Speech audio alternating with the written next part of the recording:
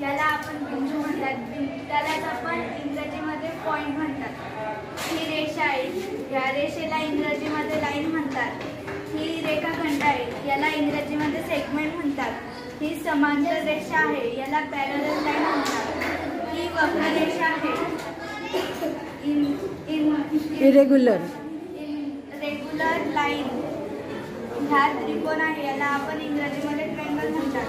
हा acute angle आहे, हा राईट अँगल आहे, राईट अँगल ट्रायंगल आहे. हा ऑब्ट्यूज अँगल ट्रायंगल आहे. हा चौकोन आहे, याला आपण इंग्रजीमध्ये स्क्वेअर म्हणतात. या आयत आहे, याला आपण इंग्रजीमध्ये रेक्टँगल म्हणतात. हा समलंब चौकोन आहे, याला आपण ट्रॅपेझियम.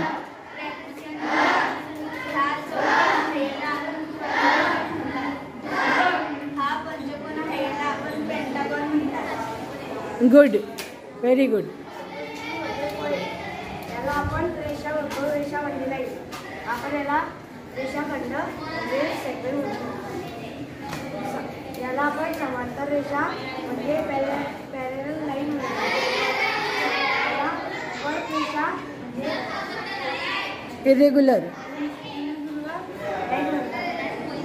याला आपण त्रिकोण म्हणतात. त्रिकोण म्हणजे ट्रायंगल. याला आपण ॲक्यूट अँगल म्हणतात.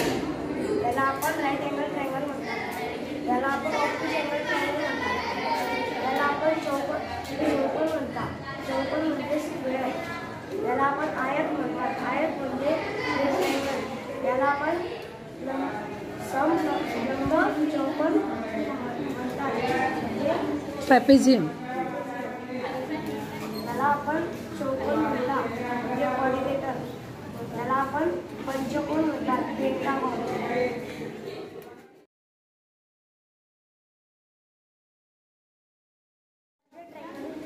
हां, तुला जे ट्रायंगल माहिती आहे ते ट्रायंगल काढ.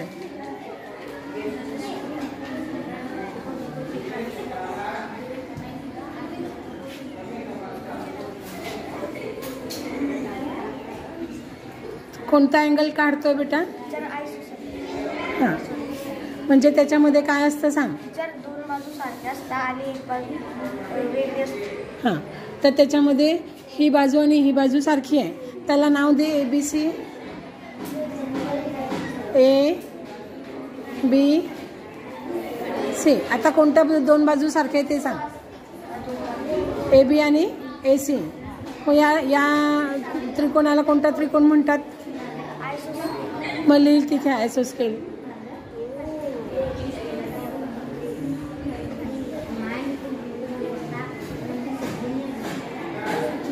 असं अजून कुणाला कोणता त्रिकोण आठवत असेल तर इथे येऊन दाखवा.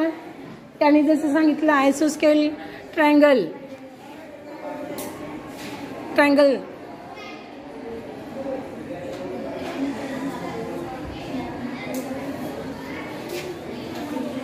हां, आता वरच्या इथे साईडली कोणती बाजू कोणत्या बाजूशी कॉन्ग्रुएंट आहे?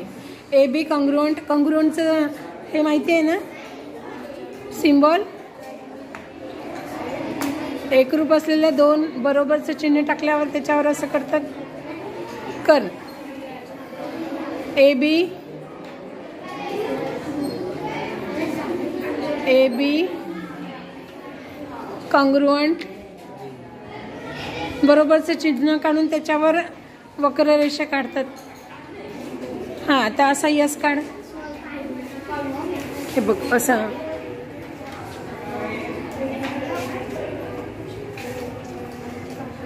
हां, आता कोणत्या रेषेसोबत कॉन्ग्रुएंट आहे? हां, लिम.